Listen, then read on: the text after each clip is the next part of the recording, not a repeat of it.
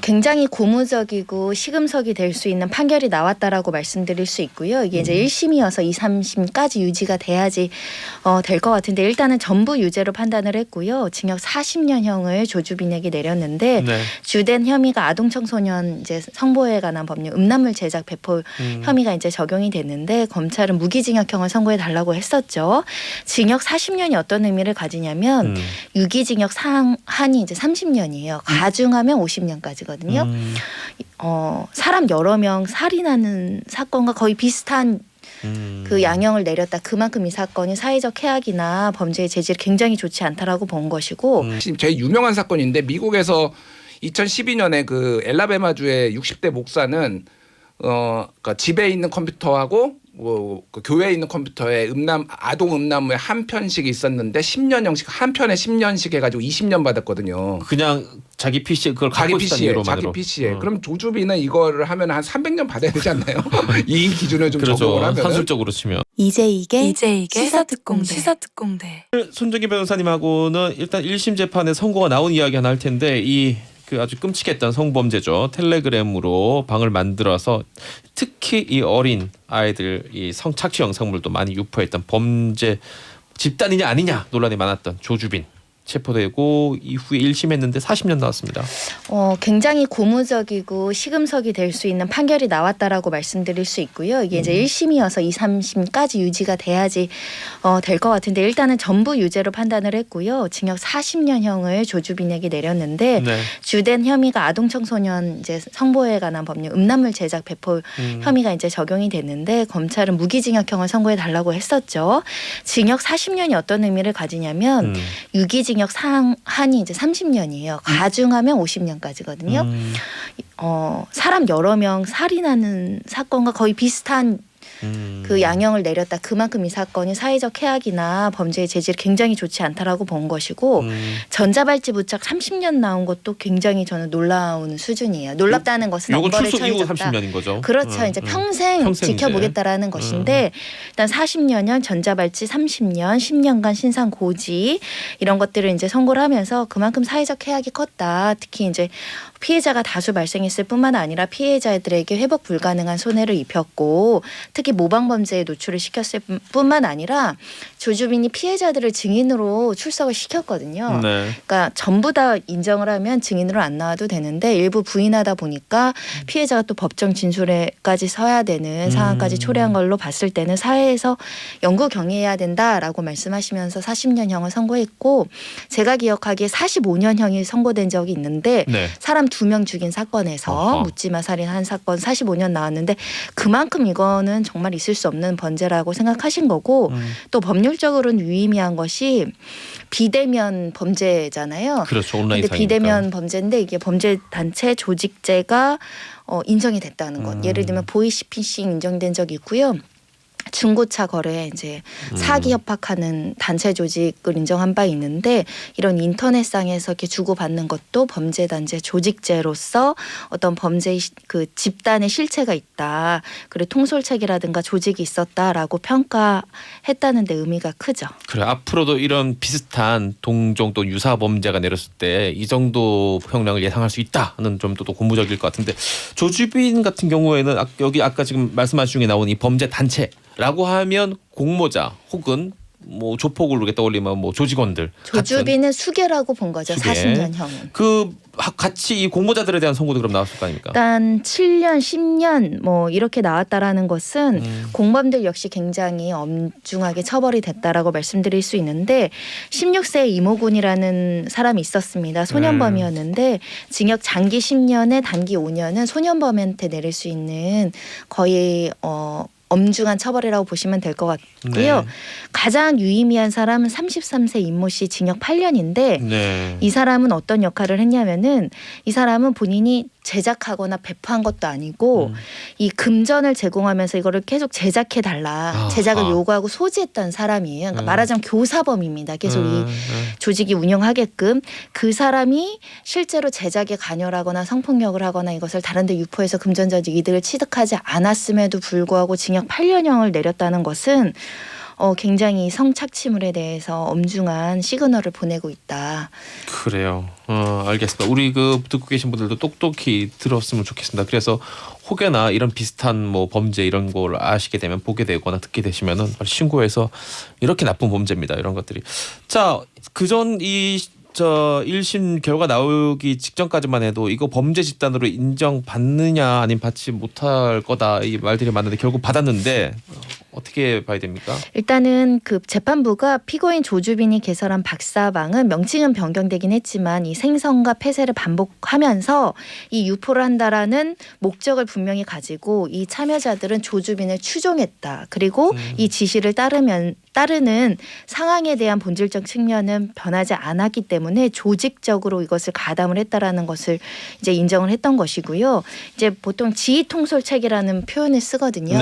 조직책의 명령을 하다라고 지시를 이행하고 이런 것들이 꼭 만나서 뭐 이렇게 이제 조직적인 활동이 아니더라도 인터넷상으로 그런 실체가 충분히 인정될 수 있다라고 이제 판단을 한 거죠. 알겠습니다. 이 조주빈 이 혐의 외에 다른 혐의들도 좀 있는데 사기가 있었잖아요. 왜 이 손석희 JTBC 사장한테도 접근했었고 뭐 이런 게 있었는데 이런 부분은 어떻게 정리됐습니까? 특히 이제 유명인들 이름이 거론되면서 수사 과정에서 이제 나오자마자 손석희 사장님한테 죄송하다 이래서 많은 사람들이 좀 의아하게 했었던 말하자면 좀 과시하고 허위 허세를 부린 사건이 있었는데 실제로 이 손석희 JTBC 전 사장에게 흥신소를 하면서 얻은 정보를 주겠다라고 속여서 금전을 편취했고 그리고 윤장현 전 강주시장에게는 사기 피해금을 내가 보전을 해주겠다라는 취지로 금전을 편취한 혐의도 같이 이제 기소가 됐고 처벌을 받았고요.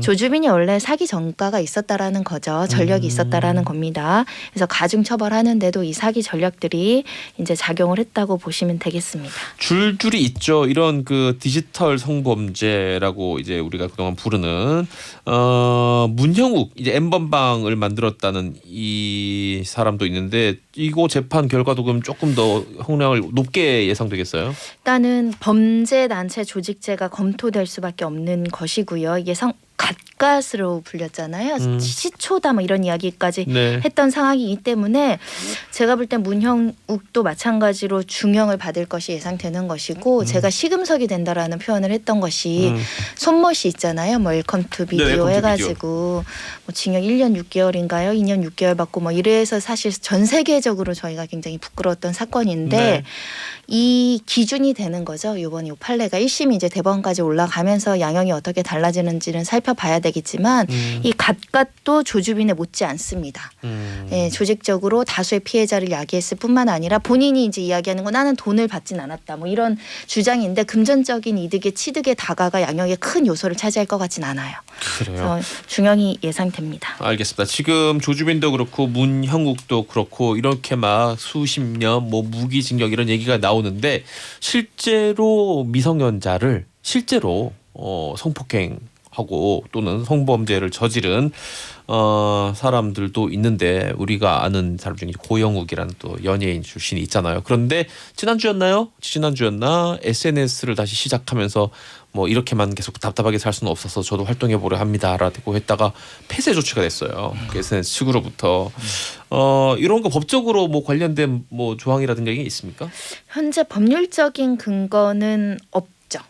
사실 자체적으로 이제 내부 기준에 있어서 윤리 기준으로 이제 삭제하거나 접촉을 차단한 것인데 유명인들 같은 경우 특히 연예인, 가수 이런 사람들 같은 경우는 미성년자한테 미치는 영향이 지대하기 때문에 사회적 물의를 일으키고 특히 미성년자를 상대로 성범죄를 한 사람들이 버젓하게 너무나 적극적으로 활동하는 거에 대해서는 피해자를 보호하거나 또는 가해자에 대한 사회적 경각심을 낮출 수 있기 때문에 도덕적 윤리적 관점에서는 활동 자제나 이런 것들은 방송사에서 지키고 있는 거죠. 근데 법률적으로는 없죠. 왜냐하면 법률적으로 제한할 수 있는 게 유치원, 학교에 취업하지 못하게 하는 거. 취업 제한. 네, 근데 방송국의 취업 제한 그런 금지 규정은 없거든요. 그렇죠. 우리 사회적 합의인 거죠. 자, 어떻게 보십니까? 김대일 대표님. 지금 얘기한 이런 부분들도 있지 않습니까? 뭐 아주 넓게 보면은 뭐 그동안 얘기 나왔던 뭐 가해자 인권 차원에서 볼 수 있는 건데 어떻게 보세요? 글쎄요.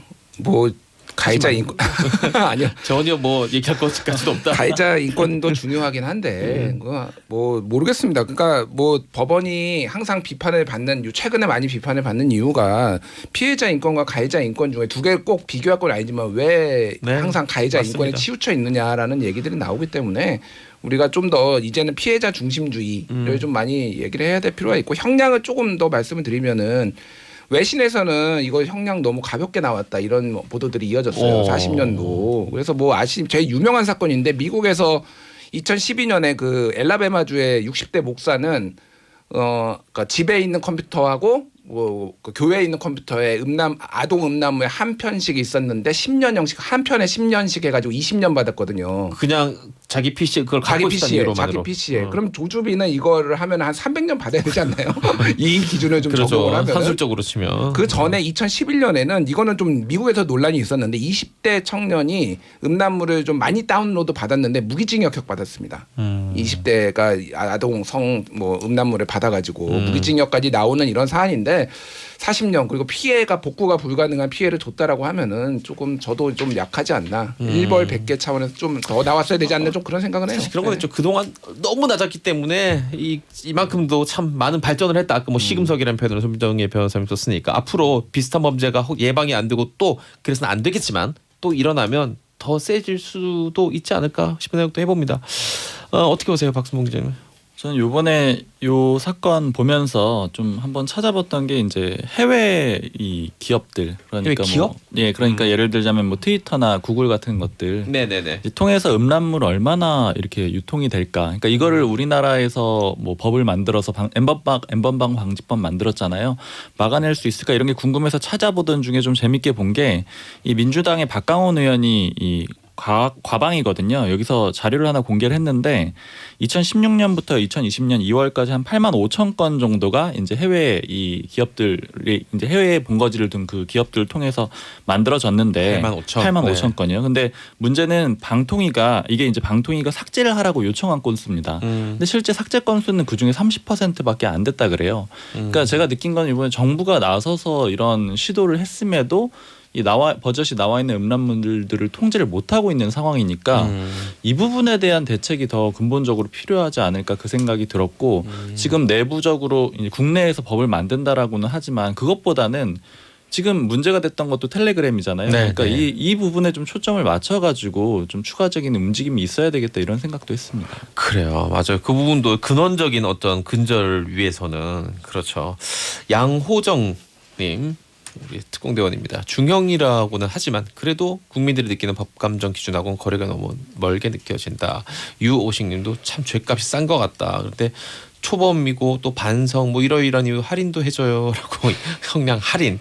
요거는 지금 유오식님 같은 경우는 제가 보기에는 조주빈 외에도 이 다른 판사들이 최근에 형량 같은 게 예전에는 저는 이런 게 없었던 것 같아요. 20-30년 전에는 이런 게 없었는데 요즘은 뉴스나 SNS 이런 걸 통해서 우리가 다 판사들의 형량을 이 판단을 알 수가 있고 또 그 전에 어떤 형량을 내렸는지 다 공개가 되기 때문에 이 판사를 시민들이 또 판결해요. 뭐 좋은 것 같긴 합니다. 굉장히 직접적으로 이렇게 의견 낼 수 있다는 거는. 김규한님. 그런데 아이러니하게도 조두수는 왜 나오나요? 이해를 할 수 없고 개탄스럽네요. 이미 이거는 뭐 우리 그 법으로는 어떻게 할 수 없는 거 아닙니까? 제 기억에 조두순이 판결 선고 받았을 때 유기징역 상한이 20년이었을 거예요. 그대로 높아진 거예요. 지금 이게? 30년으로 늘었잖아요. 좀 많이 더 늘어나야 되죠. 유기징역 상한 한 100년 언젠가는. 아니, 근데 지금 웃으면서 얘기했지만 미국에 이런 데는 막 200년, 뭐 그러니까요. 300년, 뭐 가석방 없는 뭐 종신형 이런 거 다 있지 않습니까? 우리는 무기징역형 아니면 가중에도 50년형이 최대예요. 현재는. 지금은 그렇다. 네. 알겠습니다. 자, 다음